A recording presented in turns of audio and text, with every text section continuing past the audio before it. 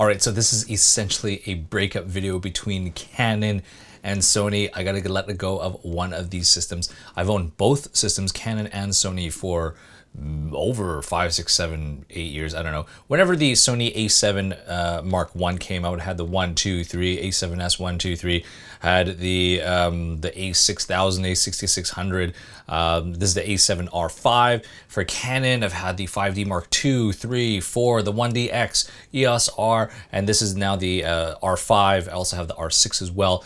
So I've had experience with both systems for photo and for video. Now, I've used both in a professional as well as personal, scenarios. And I will have to say that in terms of photography, in terms of image quality, they're both kind of a wash. I mean, they're both amazing and excellent. The autofocus is superb. They're both great, and it's almost a toss-up between the two. Where it kind of made me make a big difference was video.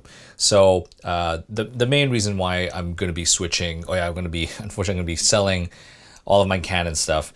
But the big difference is video, because all of my shooters, everyone that I subcontract to help me out, they all shoot Sony. So it just kind of makes sense that we stay within the same ecosystem of Sony. I also have the FX3, 6, 9, and they all use the same lenses, and so it just works really well. And the other big change or difference between the two is that in terms of autofocus, when you're using the Sony lenses or even Tamron and all that kind of stuff, they're silent. They're all essentially silent. It's not audible at all. But when you're using the RF lenses, the 28 to 70, 24 to 70, pretty much almost all of them, it's audible. You hear that zzz, zzz, zzz, you hear that noticeable autofocus, motor.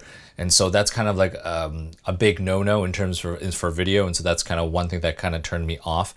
But yeah, I mean, that's just my opinion. The other main reason why I would be switching to Sony is just overall, it's a lighter system. Just the lenses and the combination between the two. I know the bodies are pretty much the same weight, but just the lenses that they have are just overall lighter. I know some of them are the same weight. Don't get me wrong, they're about the same weight, but they have a lot more options that are just a lighter weight thing. And for me, I'm old now, and my wrist starts hurting sometimes when I'm shooting with my Canon.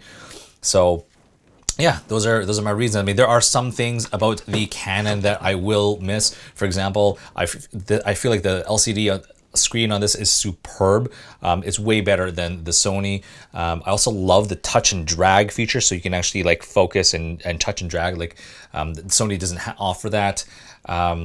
Yeah, I mean, those are just like some of the big features that I'm going to be missing. Oh, also lens IF. So our IS, so some of the lenses like the 28 to 70 or the 15 to 35, they have IS built into the lens, which is great. That's on top of your in-body stabilization. So that's just something that Sony doesn't have. Only some of the lenses have it, like the 70 to 200, 24 to 105, but that's essentially it. I mean, there's a few others, but not for a lot of them. But yeah, so that's essentially why I'm going to be selling all of my Canon stuff and keeping all of my Sony stuff. Now, for all you lovers and haters and anyone who's going to comment, I'm not saying that Canon is inferior. It's not. It's just for what I do and who I work with, Sony just makes the most sense. So that's about it. I still love Canon. I might even go back to Canon later on, but we'll see.